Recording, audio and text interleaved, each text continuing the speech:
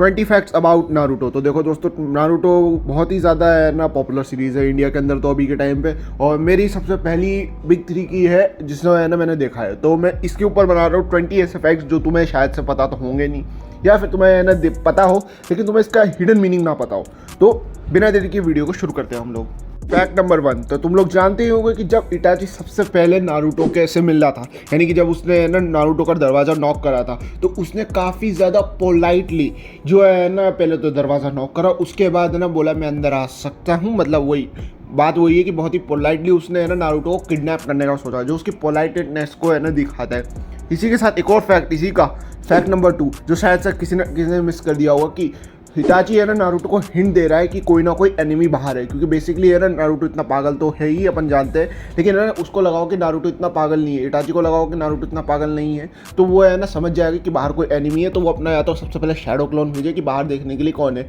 और अगर कोई बाहर है ना एनिमी हो तो वो फटाफट से भाग जाए। लेकिन नहीं, हमारा नारुतो तो जानते ही हो अब तुम कैसा है, मुझे मुँह नहीं खोलना बस। और इसके साथ फैक्ट नंबर 3 की जो है ना हमारा माइट गाय है वो है ना कितना ज़्यादा पावरफुल था। तो इटाची और ओबिटो दोनों ने कहा था पेन से कि अगर जिस समय माइट गाय विलेज के अंदर हो उस समय तुम लड़ने उससे मत जाना, नहीं तो तुम्हारी है ना हालत ख़राब कर देगा। ये बात इटाची ने किसामे से भी कही थी कि इस आदमी को ज़्यादा हल्के में मत लेना वरना ये तेरी बैंड बजा देगा। और इसी के साथ अगर तुम्हें फैक्ट नंबर 4 में एक और बात बताऊँ तो तुम्हें पता है कि माइट गाय एक्चुअली में कितना ज़्यादा पावरफुल था, क्योंकि उसने है ना बेसिकली शारिंगान को काउंटर करने के लिए उनके फीट से, मतलब बेसिकली जो शारिंगान के यूज़र है अगर एक बार किसी की आंखों में देख ले तो उनको है ना गेंजुत्सु के अंदर डाल सकते हैं। उसी चीज़ को अवॉइड करने के लिए माइट गाय ने है ना सिर्फ किसी भी जो भी शारिंगान यूज़र है उसके पैरों को देखकर है ना लड़ने का टेक्निक डेवलप की, क्योंकि उसे ककाशी से लड़ना था। और अब तुम लोग जानते ही होगे अगर उसे ककाशी से लड़ना है तो वो और भी कुछ भी कर सकता है। अगर ककाशी के पास है ना उसे पता होता कि मंके की शारिंगान है, जहाँ तो मुझे लगता है माइट गाय को पता नहीं होगा ककाशी के पास मंके की शारिंगान है, तो वो और भी कुछ बहुत ज़्यादा है ना टेक्निक डेवलप कर सकता था, और हमें लगता है कि मादारा को शायद से वो हरा देता। फैक्ट नंबर 5, अगर तुम लोगों को पता ना हो तो माइट गाय एक्चुअली में है ना उसने कभी अपने ना जो वेटर्स होते हैं जो ली ने जब सबसे पहले हटाए थे वो उसने है ना कभी भी मादरा से फाइट करते हुए हटाए नहीं। बेसिकली मुझे पता नहीं वो वेटर्स पहनता भी था कि नहीं, लेकिन जहाँ तक है वो पहनता होगा, और उसने वेटर्स को भी हटाया नहीं था। तो जब वो मादरा से लड़ा तो उसने बिना वेटर्स के हटा के लड़ा है। तो सोच लो अगर वो वेटर्स हटा देता तब तो मादरा के लग गए। और इसी के साथ फैक्ट नंबर 6, जो तुम लोगों को पता है कि जब है ना माइट गाय ने सबसे पहले 8 गेट्स को है ना खोला था, तो बेसिकली उसने खोला नहीं था, जो बहुत सारे लोग समझते हैं खोला नहीं था, उसने एक्चुअली में तोड़ा था। 8 गेट्स को कभी भी खोला या है ना बंद करा नहीं जा सकता, उसे सिर्फ तोड़ के है ना उसकी है ना सील को खोला जा सकता है। और एक बार तोड़ दिया तो काम खत्म, मतलब सिर्फ है ना तुम तोड़ के ही 8 गेट्स को ओपन कर सकते हो। फैक्ट नंबर 7, अगर है ना जिराया को पेन की रियल आइडेंटिटी के बारे में पता होता तो वो पेन को हरा सकता था। ये बात खुद पेन ने बोली थी कि अगर उसे है ना उसकी रियल आइडेंटिटी के बारे में पता होता कि 6 पाथ की पावर वो किस तरीके से यूज़ कर रहा है वाईफाई की तरह, तो है ना वो आराम से पेन को हरा देता। और हाँ, फैक्ट नंबर 8, अगर तुम लोगों को ना पता हो तो जिराया के पास एक ऐसा जुत्सु था जिसकी मदद से वो पेन को आराम से हरा सकता था, और हमने वो पेन आर्क के अंदर देखा भी है, जिसकी मदद से उसने ना एक आदमी को टोड के अंदर कन्वर्ट कर दिया था। अब मुझे देखो भाई ये पता नहीं कि गेंजुत्सु था कि किसी तरीके का ट्रांसफॉर्मेशन जुत्सु था, लेकिन देख के ऐसा बिल्कुल रियल लगा है कि उसने है ना बिल्कुल है ना एक आदमी को टोड के अंदर कन्वर्ट कर दिया। तो अगर है ना ये सेम काम वो है ना 6 पाथ के किसी मेंबर के साथ करता तो वो भी आराम से हार जाता, लेकिन जुराया को इसको यूज़ करने में भी एक रिस्क था, क्योंकि अगर है ना पता चल जाता कि पेन के बारे में और भी है ना उनको लोगों को, तो फिर वो तुम जानते हो कि फिर है ना वो है ना संभल के रहते हैं जुत्सु से आगे भी। फैक्ट नंबर 9, तो तुम लोगों ने इंटरनेट पर शायद से ये अफवाह ज़रूर सुनी होगी कि है ना ओबिटो ने है ना रीन की वजह से ही मिस विलेज को ब्लडी मिस विलेज में बना दिया था। तो देखो इंटरनेट पर ये चल रहा है कि है ना कुछ लोगों ने ये डाल रखा है कि है ना ओबिटो ने है ना रीन का बदला लेने के लिए मिस विलेज को ब्लडी मिस विलेज बना दिया था काजे कागे को अपने है ना कंट्रोल में लाकर। लेकिन भाई साफ साफ बोलूँ तो ये झूठ है। तो एपिसोड नंबर 371 नारुतो शिपुडेन का उठा के देखोगे तो उसके अंदर काकाशी है ना जब रीन किडनैप हो जाती है तो वो है ना अपने ना जो इंजर्ड एलाई है उससे बोलता है कि मुझे रीन को बचा के लेकर आना पड़ेगा, इससे पहले वो ब्लडी मिस्ट विलेज के अंदर चली जाए। इस फैक्ट को ज़्यादा सारे लोगों के साथ शेयर करो भाइयों।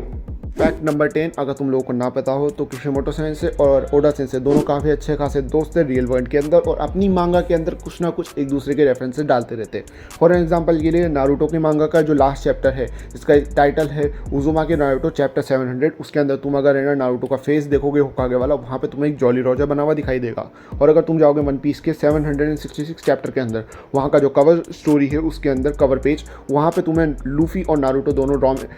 लूफी जो कि मीट खाता हो, सॉरी लूफी जो रॉमेन और नारुतो जो मीट खाता हुआ तुम्हें दिखाई देगा, और नारुतो जो है नामी के पीछे हैं। फैक्ट नंबर 11, तो क्या इटाची ओबिटो अगर एक दूसरे फाइट करते तो कौन जीतता? तो साफ साफ बात है भाई, इटाची। ये ओबिटो ने खुद किए रखा है कि अगर वो इटाची से फाइट करने जाता तो या तो है ना हारता या फिर बहुत ही बुरी तरीके से है ना सीवियर डैमेज लेता। तो यानी कि ये बात तो साफ साफ है कि अगर इटाची है ना ओबिटो से फाइट करता तो बहुत बुरी तरीके से उसे कुत्ते की तरह पेलता। हाँ, अगर है ना ओबिटो जिंचूरी के टेंटेल का बन जाता तो शायद से बात कुछ और होती। फैक्ट नंबर 12, तुम लोगों को शायद से पता ना हो, तो नारुतो का जो नाम है वो बेस्ड है नारुतो यानी कि नारुतो मेकी, यानी कि जो रोमन के ऊपर तुम लोगों ने गोल गोल सा देख रखा है ना, जो नारुतो है ना चबा चबा के खाता है, उसी से बेस्ड है नारुतो का नाम। फैक्ट नंबर 13, तो ये गारा के ऊपर बारे में फैक्ट है कि कई लोग ये बोलते हैं कि गारा एक्चुअली में उजुमाकी क्लैन से बिलोंग करता है, क्योंकि गारा की हेयर जो है वो रेड कलर के, और बेसिकली सच भी हो सकता है क्योंकि गारा के पास काफ़ी ज़्यादा चक्रा है एक नॉर्मल इंसान से। मतलब नारुतो के अंदर जो सबसे ज़्यादा चक्रा है एक नॉर्मल इंसान से, क्योंकि वो उजुमाकी क्लैन से बिलोंग करता है,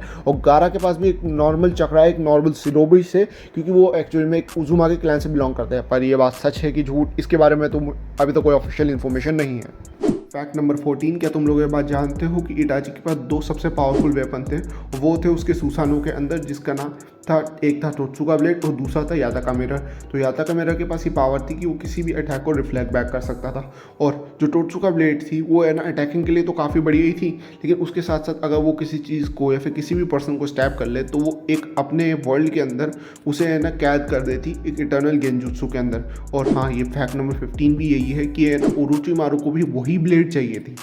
क्या तुम लोग ये बात जानते हो कि जो लेजेंडरी शानिन, जुराया, ओरोचिमारू, सुनाटे, ये तीनों के तीनों एक रियल कैरेक्टर्स के ऊपर बेस्ड है। जापान के अंदर एक बुक है जिसका नाम है the tales of Juraya the Galan, वो उसी बुक के कैरेक्टर्स के ऊपर बेस्ड है। और अगर तुम लोगों को गैलन का मतलब जानना हो तो गैलन का मतलब है वीर या फिर है ना बहादुर। फैक्ट नंबर 17, तो इस फैक्ट के लिए भी मैं तुमसे पूछना चाहता हूँ, क्या सही में इटाची अगर है ना जुराया से उस समय फाइट करता तो सही में क्या इटाची और किसामे दोनों मारे जाते? तो मेरे शायद से इसका जवाब हाँ भी है और ना भी। तो हाँ तो देखो भाई, साफ साफ यही है कि है ना जुराया कितना ज़्यादा पावरफुल था, तो इटाची समझ गया था अगर हम अभी लड़ने बैठे तो मारे जाएंगे। लेकिन ये काम है ना शायद से इटाची झूठ भी बोल सकता था जिराया और नारुतो को बचाने के लिए, क्योंकि देखो भाई, अगर जिराया मर जाता तो नारुतो को कोई ट्रेन करने के लिए नहीं होता, और अगर जिराया मर जाता तो फिर है ना विलेज को है ना फिर कोई नया होकागे नहीं मिलता, क्योंकि उसको शायद से पता चल गया होगा कि विलेज का अगला होकागे शायद से जो है जिराया के लिए प्रमोट कर सकते हैं। और हाँ, एक और बात ये भी है कि है ना फिर उसको है ना और भी डेंजरस मिशन पे जाना पड़ता, और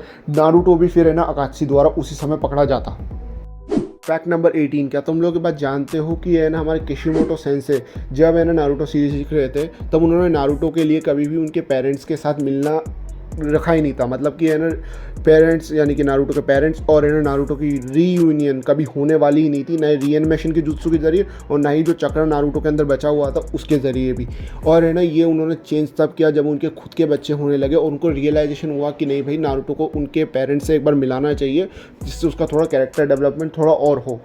फैक्ट नंबर 19, देखो भैया, अगर तुम लोगों को नारुतो वर्ल्ड के अंदर जाके पैदा होना है तो ये तुम्हारी सबसे बड़ी गलती है, क्योंकि नारुतो का वर्ल्ड है ना जितना तुम अच्छी तरीके से देखना सोच रहे हो ना उतना अच्छा भी नहीं है। नारुतो वर्ल्ड के अंदर लगभग बच्चे हैं ना कभी कभार तो 12-13 साल की उम्र में ही है ना जैसे गेनिन बनते हैं ना उसी समय मर जाते हैं। कई बार तो लीफ विलेज पे जब अटैक होता है उसमें मर जाते हैं, और अगर कोई वॉर शुरू हो जाए तो उसमें तो है ना उन लोगों को पार्टिसिपेट ही करना पड़ता है, तो उसमें भी मर जाते हैं। और ये फैक्ट नंबर 20 तो तुम्हें और सुन लो, इटाची जब 14 साल का था तब उसने अपनी पूरी फैमिली को स्लॉटर्ड किया था। वो अकात्सुकी ज्वाइन करा था 14 साल की उम्र में, एक विलेंस ऑर्गेनाइजेशन, उसे 14 साल की उम्र में वांटेड करा गया है।